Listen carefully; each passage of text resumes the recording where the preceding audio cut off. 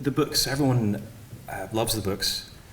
When did you first experience George R.R. Martin? I mean, was it something that you'd read before the prospect of being in the TV show came up? Or No, I hadn't read, I hadn't heard.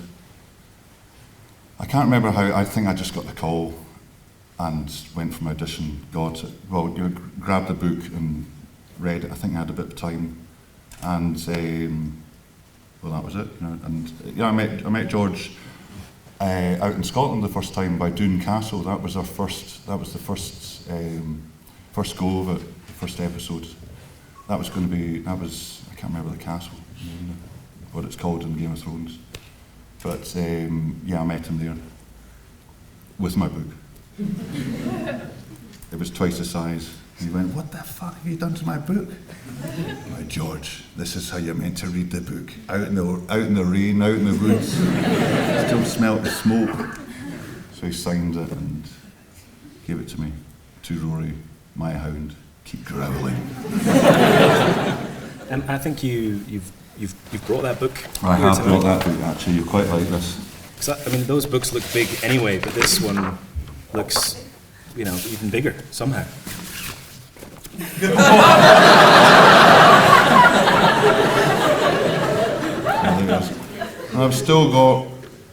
I've highlighted all my words and stuff, so you can see I've been around it.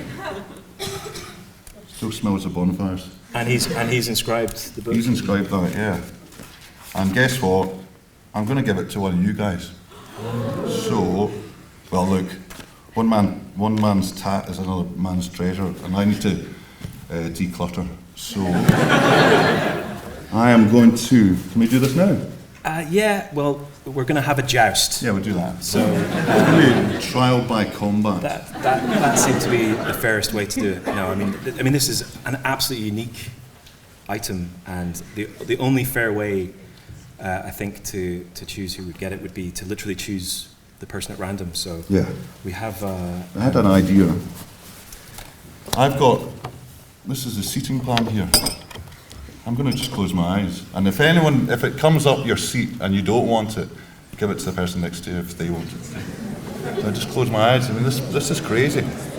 And the seat numbers are look down at your crotch and you'll see your seat.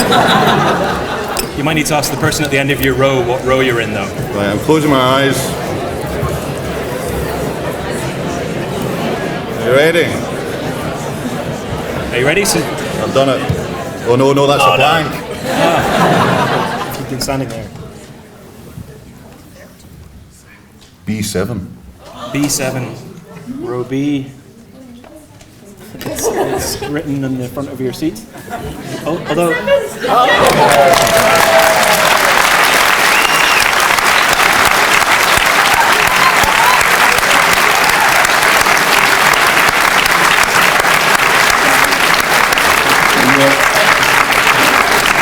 You're forbidden to sell that on eBay. I like the fact you're wearing a House Stark hoodie. That seems appropriate. Well, I want to open it up to the crowd, but just before this chap had his hand up before I could even finish my sentence. But just before we do that, really, Rory, realistically, what can you tell us about season 3? I've got to really watch. Bigger and better. I mean, when we get the actors are the last people to get the script, and it's happened every time.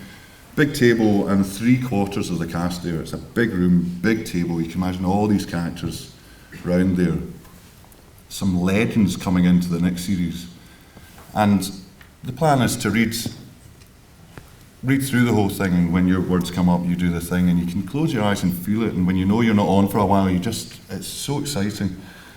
And they read a couple of episodes and then go, right, should we just have a break and go for a cup of tea now? No, can we keep going? I want to know what happens. I want to know what happens to the dragons. Or whatever, it's all very exciting. It is getting bigger and better. The storylines are carrying on and blah, blah, blah, and I think they've got even more money. So it's all good. Okay, well, if you have a question, put up your hand, and we've got some microphones, but, channel the Hound and speak clearly. I feel like I should start with you, sir. It's okay, I don't need a microphone, I can project. Theatre trained, this one. Good evening, sir. Fancy seeing you here. Oh, fancy. A very quick question and a longer one. First of all, you were talking about the daytime version of Blackwater. So you speak softly to the troops before you go out. What do you actually do in the battle scene? Is it like rock, paper, scissors? No. Are you talking about in the Blackwater Yeah. scene? No, I mean, behind that door, you get to know the stuntmen in other jobs now. I mean, it's a travelling circus, the movie business, so it's, you kind of, Alexander, class the time. And you can feel the tension, and you know when the door comes, I've got to go do my one line in, and I mean, it is, come on, boys, I fucking give it to them. It is, it's all that. You're going out, you're all psyching yourselves up. What I meant was you spoke about the version for aeroplanes and so on. Yeah. But then you go out and you're cutting people in half. Yeah. Or if they just lifted that, is it like a shorter episode? No, do they have as just much cut the violence? line, they just blank the line, and I've got to say So the over. language is out, but the blood and guts, fine with that. Yeah, I know, absolutely, I mean, exactly. I don't know how that works. Yeah. The other thing I was going to ask, we've spoken about this before, but I know a lot of people here won't have heard that.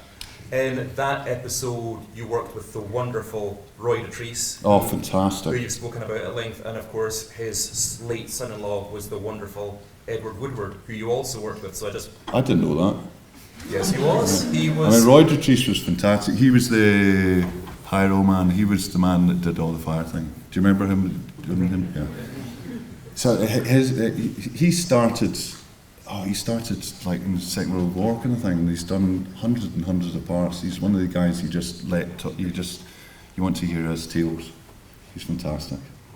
And I didn't know he was related to Edward Woodward. Edward was married to Michelle Right. Dotrice for many years. Okay. Was dead. Right. God bless Edward. He was a beautiful man. I played the piano to him a couple of times. Okay, that was history of House Woodward.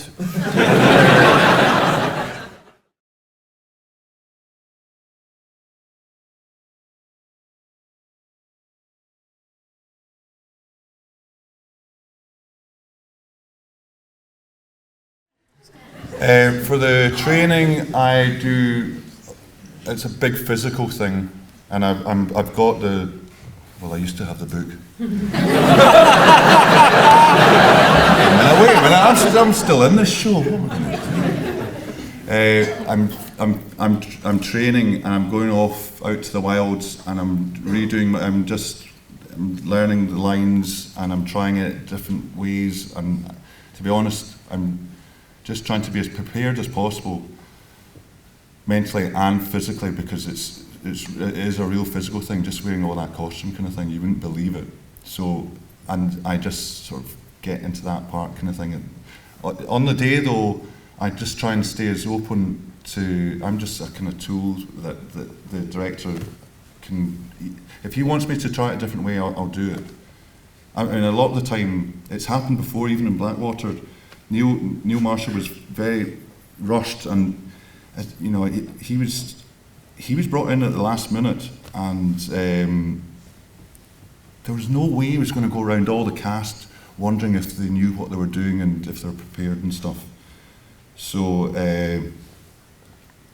what happened was David and Dan, the producers, would come in, and there were a couple of times when Neil would go, I was wondering if you could do it like this, and I would go, okay.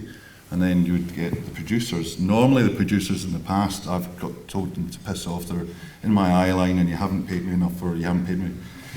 And for the first time you realise, don't bite the hand that feeds you. And if they go, just keep it away, don't do what he says, you do what they say, kind of thing. The Sansa San thing, we've never discussed it. I've kind of know what's going on, but to be honest, I'm like, la la la la. And rightly so, I think. Shipping, if people don't know, that's when fans of a show are so keen for two characters to get together that they write fan It's a fiction. bit awkward. I mean, she's a girl, she's a wee girl, I know, and I know, I hang out with her mum and dad, and for example, the riot scene. I remember they arrived in that riot scene when she was getting attacked, and I was killing everybody, and they arrived, they were quite posh, and they came in and they went, "Good for you, I'm glad."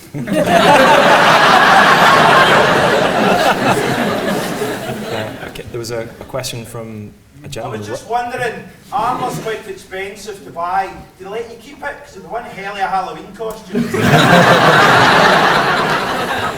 I acquire as much as I can. I haven't got the armour, but I'm hoping. I've got a guy making casts of my hands, and in a certain shack that I've got, it's a bit like that room in Highlander where he's got all the weapons, you know, that mad thing. He's making casts of my hands, and I have got quite a lot of swords now, and I'm acquiring swords more and more now. So there's going to be this place with this wall with just my giant hands holding these swords. We'll see how it goes. And all of the swords will fit in those two hands.